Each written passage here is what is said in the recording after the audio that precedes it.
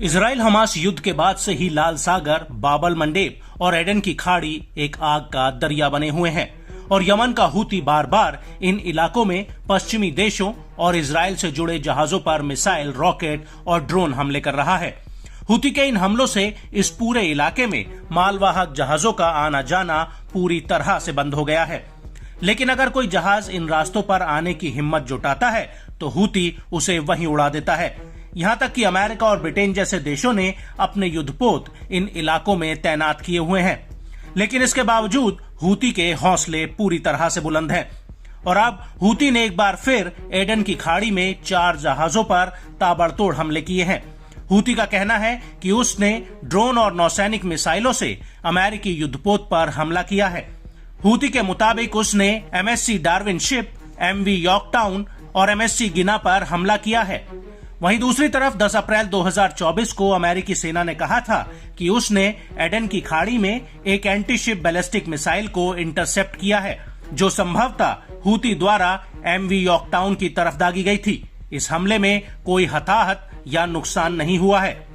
वहीं दूसरी तरफ इस हमले को लेकर हूती के प्रवक्ता ब्रिगेडियर याया सारी का भी बयान आ गया है, जिसमें उन्होंने अमेरिकी युद्धपोत पर हमले की बात कही है। في القوات المسلحة اليمنية بعون الله تعالى 4 عمليات عسكرية صباح يومنا هذا، وعلى النحو التالي: استهداف سفينتين إسرائيليتين، الأولى سفينة MSC داروين والأخرى سفينة MSC جينا، والتي تم استهدافها مجددا وذلك في خليج عدن. استهداف سفينة ميرسك يورك تاون الأمريكية وذلك في خليج عدن. استهداف سفينة حربية أمريكية في خليج عدن بعدد من الطائرات المسيرة।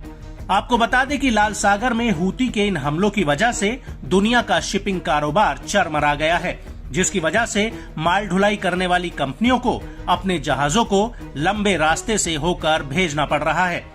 ये रास्ता दक्षिण अफ्रीका होते हुए जाता है, जो बेहद ही खर्चीला है।